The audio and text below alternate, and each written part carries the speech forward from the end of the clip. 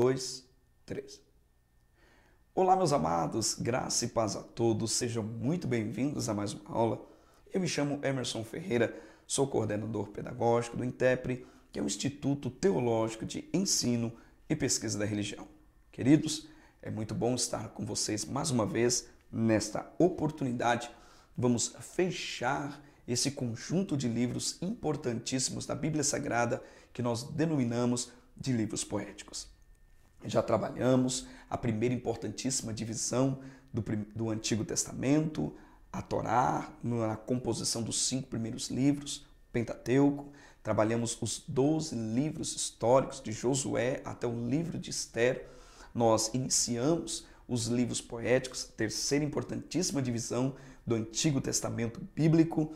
Trabalhamos já o livro histórico de Jó, trabalhamos o livro de Salmos, Provérbios, Eclesiastes, e agora nós vamos finalizar com o chamado livro Cântico dos Cânticos. Queridos, o livro do Cântico dos Cânticos, existem verdades profundas que são abordadas pelo sábio Salomão, e eu tenho certeza que há princípios aqui que nós precisamos entender e aplicar a fim de trazer mais vitalidade no nosso relacionamento com Cristo, a saber, Ele é o noivo, e nós, como igreja do Senhor Jesus Cristo, como bem vai dizer Paulo na carta aos Efésios e em outras ocasiões do Novo Testamento, vai nos chamar de noiva, a noiva do Cordeiro. Aliás, este é um livro singular do cânon sagrado. De todos os 66 livros contidos na Bíblia Sagrada, este livro, sem sombra de dúvida, destaca-se pela sua peculiaridade no assunto e nos temas abordados. Eu quero trabalhar junto com vocês de forma bastante panorâmica, porque, dada a exiguidade do tempo, nós não podemos trabalhar nesta matéria de forma profunda e exaustiva, porque é uma visão panorâmica do Antigo Testamento Bíblico, ou introdução à matéria. Então a gente traz aspectos que vão trabalhar em você a curiosidade para você mergulhar de forma um pouquinho mais densa, mais profunda nos escritos sagrados. Amém, queridos? Então, como propósito dessa matéria, uma apresentação panorâmica deste 5º livro poético chamado de Cântico dos Cânticos. Queridos, eu quero trabalhar alguns aspectos com vocês, como está aparecendo aí na tela. Primeiramente, eu quero trabalhar o aspecto da autoria desse livro. O autor, todos nós sabemos, e mais precisamente a tradição judaica, atribui a autoria do livro a Salomão. Todavia, é importante que se diga que uma parte da comunidade judaica não reconhece a autoria salomônica, tá? Ou autoria de Salomão. É bem verdade que nos 3 livros que costumeiramente a tradição judaico-cristã atribui a Salomão, existem uma vertente, uma classe de estudiosos que defendem a não autoria do sábio Salomão. Vão utilizar-se argumentos de que as informações elas não datam do período de Salomão, as expressões, os termos aplicados pelo escritor não condizem com os princípios de escritos poéticos no período de Salomão, mas são todas controvérsias que giram em torno desses 3 livros. Todavia, há uma gama significativa de provas, tanto internas quanto externas, que atribuem a Salomão a sua autoria. O que nós não podemos passar desapercebido é que o fato de que o livro ter atribuição à autoria de Salomão ou não, não traz nenhum decréscimo para o estudo bíblico, muito menos pela autoridade e para a autenticidade do livro sagrado. Tá bom, queridos? Isso tem que ficar muito claro, independentemente do período histórico, da data em que foi escrito. Pode não haver precisão no que tange a data e o que tange a autoria. O que nós não podemos é extrair dessas imprecisões históricas a autoridade do escrito sagrado, tá bom? A data, como acontece também no livro de Eclesiastes e de Provérbios, a data mais provável para a composição da obra extraordinária se entendermos ser de autoria de Salomão, teria se dado no período do seu reinado, e nós já trabalhamos isso em aulas passadas, que foi um período de 970 a 930 a.C. Tudo bem, queridos? Vamos passar para o próximo tópico. Eu quero aqui trabalhar com vocês algumas características deste livro tão emblemático, tão diferenciado, que é o livro Cantares de Salomão. Existem duas linhas de pensamento em torno do significado do livro, a saber, um conceito que vê no livro uma literalidade e o conceito e a interpretação que vê no livro os princípios de alegoria. Aqui lança luz a uma das matérias mais sublimes que nós estudamos, chamada de hermenêutica bíblica, e a gente vai entender que quando a gente se aproxima do texto, nós precisamos identificar se aquele texto é uma alegoria ou se é um texto literal. Alguém vai dizer que esse texto, a narrativa, trata-se de fato de uma narrativa histórica e literal, de uma noiva que sai de seu campo, sai de sua cidade em busca do seu noivo amado e que, por fim, ela se desilude nessa busca desenfreada em prol do seu amado, e todo o enredo e a narrativa vai trabalhar nesses aspectos da necessidade que a noiva tem de buscar o seu amado e essa desilusão em alguns momentos não encontrá-lo, a alegria quando ela o encontra. Então toda essa narrativa seria uma história literal contada no período do reinado de Salomão. Todavia, há quem diga que a narrativa descrita em Cantares de Salomão é nada mais nada menos do que alguns pressupostos alegóricos, de modo que o que aqui está descrito não tem nenhuma literalidade e nem comprovação histórica. O que aqui está é uma narrativa simbólica que vai trabalhar e vai tentar deixar explícito o amor de Deus, Jeová, pela sua noiva do Antigo Testamento, a saber, Israel. Dentro da comunidade cristã, nós trabalhamos de forma alegórica, entendendo aqui a noiva ser a igreja e Cristo ser o noivo. Portanto, dentro das duas importantíssimas escolas, tanto a judaica quanto a cristã, vai entender que trata-se de um relacionamento na sua verticalidade, seja no Antigo Testamento de Deus com o seu povo, ou seja no Novo Testamento de Cristo com a sua noiva.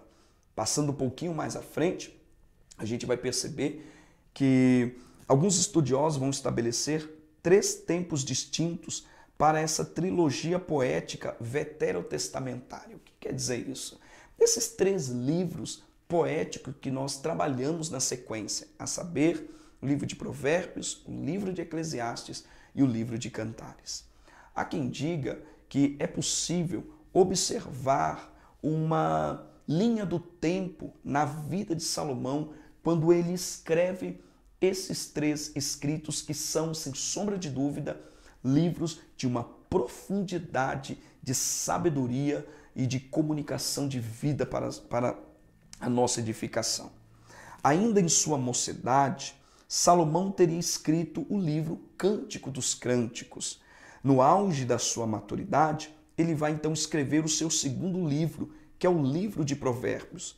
Já próximo da velhice, ele vai escrever o então conhecido livro de Eclesiastes. Percebe que há um processo de pontuar alguns momentos da vida do sábio Salomão a fim de traduzir e de trazer à tona escritos sagrados em momentos oportunos, na sua mocidade, no seu período de experiência e já próximo à sua velhice.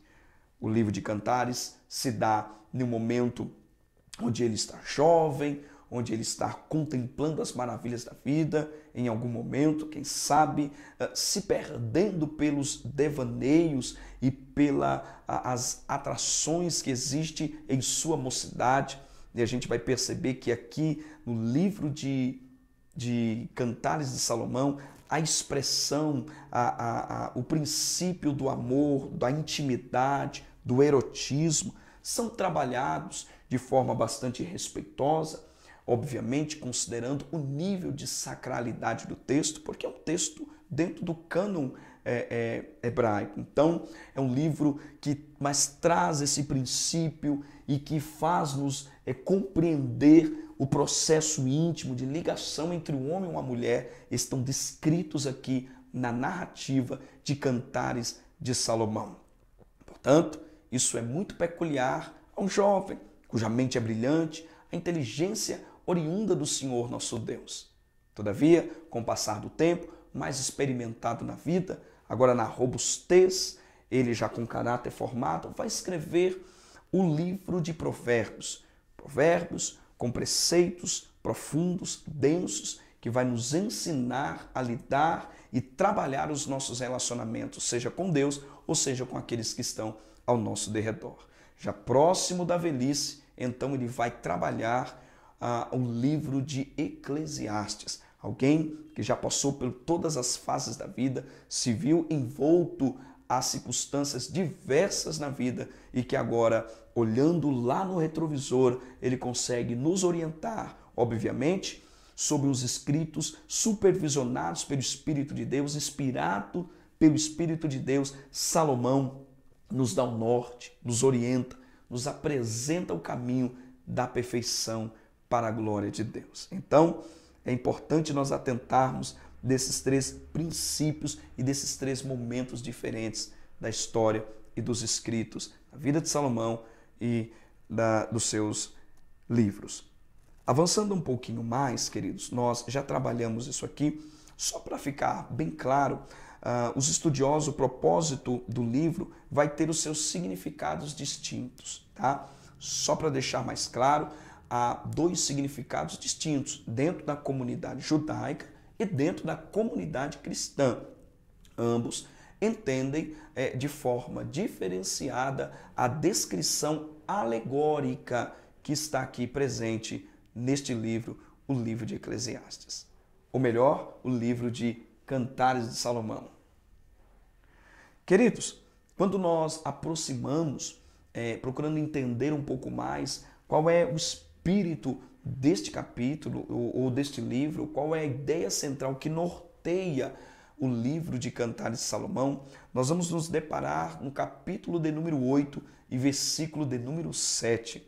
Em sombra de dúvida, é um dos capítulos e um dos versículos mais repetidos nos chamados enlaces matrimoniais. Quem é que já não teve oportunidade de participar de um evento, de um enlace matrimonial? E esse texto, ele vem nos convites, ou ele está destacado em algum lugar, em alguma peculiaridade na mesa, ou em algum espaço daquele ambiente reservado com esses dizeres.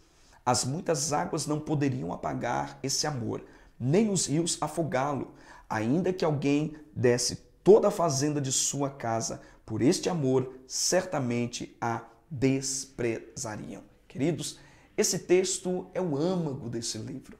Faz-nos entender e traduz com letras profundas e densas a importância, a intimidade, a profundidade do relacionamento.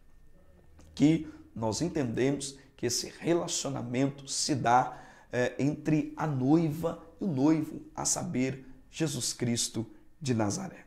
Queridos, avançando um pouquinho mais, conforme você tem nos seus slides, quero trabalhar com vocês de uma forma bastante panorâmica, alguns princípios e alguns momentos onde o escritor pontua algumas verdades no livro de Cantares de Salomão. Primeiro, ele vai trabalhar a necessidade do anelo da noiva pelo seu noivo. O capítulo 1, verso 2 a 4, fica estampado de forma muito clara e concisa a busca desenfreada que a noiva tem pelo noivo.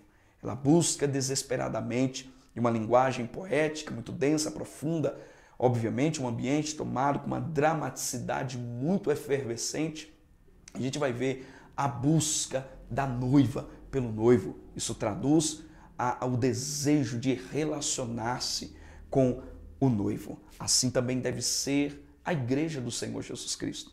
Na condição de noiva que somos, devemos buscar, anelar, ansiar com todo o desejo da nossa alma estarmos mais próximo do noivo que nos ama.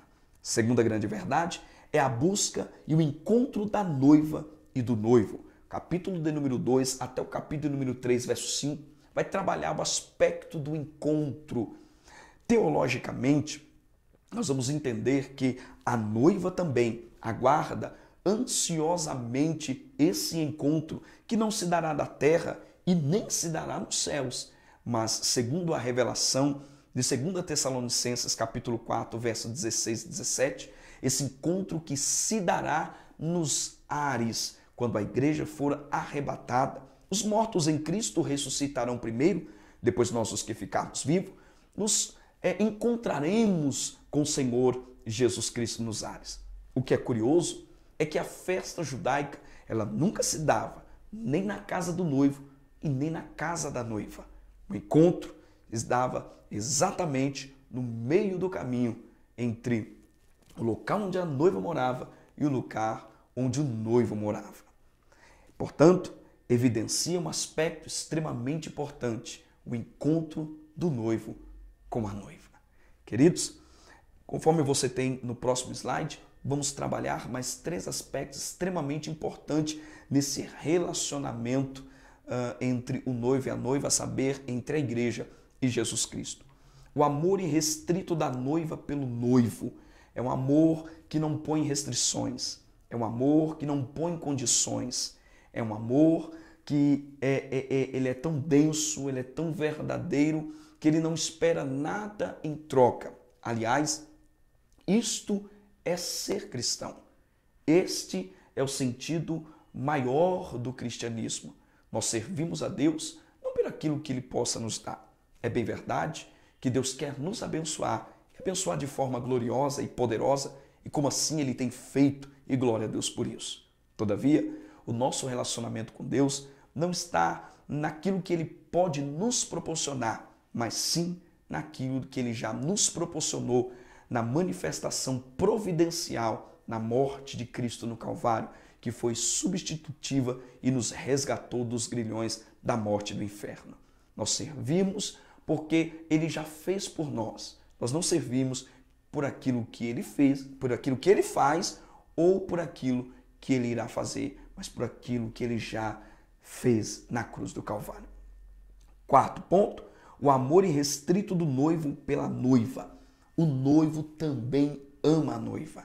Jesus também anseia em poder estar conosco. Na verdade, Cristo Jesus está aguardando o momento certo para que este encontro se dê, e nós entendemos que esse encontro é nada mais, nada menos que o arrebatamento da igreja, o momento onde nós seremos trasladados, transformados, atingiremos o ápice da nossa salvação, que é a glorificação.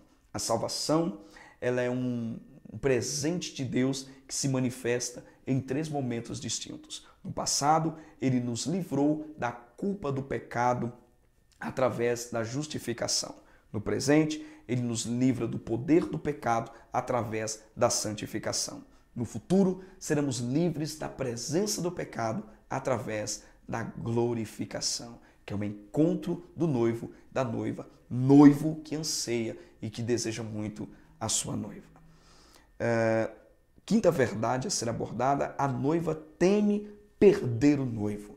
No capítulo 5 até o capítulo número 6 e verso 3, a gente vai entender que a noiva, ela teme que essa relação seja quebrada, que essa relação perca a sua vitalidade e por conta disso, ela cultiva diariamente essa necessidade de estar junto com Ele. Queridos, devemos ter também esse mesmo zelo, esse mesmo ímpeto em manter a nossa relação, o nosso amor, nosso afeto, a nossa obediência irrestrita ao Senhor Jesus Cristo. Aí entra o elemento chamado vigilância. Devemos vigiar as nossas vestes. Aliás, é o mesmo Salomão que vai dizer que sejam alva em todo o tempo as vossas vestes, e que nunca falte o óleo sobre a sua cabeça. Aliás, esse medo de perder a presença do noivo é algo que estamos perdendo nos dias atuais. Portanto, queridos, que possamos ser sóbrios, vigilantes no tocante à presença, à graça do noivo nas nossas vidas. A exemplo dessa noiva, devemos nos policiar para não perdermos a comunhão com o noivo que breve vem nos resgatar para a glória de Deus. Amados, avançando um pouco mais, a gente vai entender de um dos aspectos mais lindos e mais trabalhados aqui no livro de Cantares de Salomão, que é o elemento amor. O amor, ele está presente em todas as páginas deste livro sagrado. Aqui nós vamos ter 3 etapas da manifestação desse amor. Primeiro, a intensidade do amor. Segundo, o desenvolvimento desse amor. Terceiro, o contentamento desse amor. Queridos, que nós como noiva entendamos as verdades explícitas no livro de Cantares de Salomão. Que possamos entender que nós fomos aquela prostituta que estava largada e desamparada, perdida em seus pecados e dissoluções. Todavia, o noivo agradou resgatar-nos através do teu sangue precioso, pagou o preço da nossa miséria. Resgatou-nos e nos fez uma noiva, com vestes de salvação, buscando ansiosamente a sua graça e o seu perdão. Agora, mudamos de posição. Já não somos mais aquela prostituta destinada ao inferno, mas somos como uma noiva que aguarda ansiosamente o retorno do seu noivo, a saber, Jesus Cristo de Nazaré. Que esse desejo esteja estampado diariamente em nossas vidas e que deste comportamento possamos extrair a necessidade de cultivarmos diariamente um relacionamento com o Senhor nosso Deus. Queridos, fiquemos por aqui. Não esqueça, INTEPRE, Instituto Teológico de Ensino e Pesquisa da Religião, comunicando excelência à sua vocação. Te espero na próxima aula.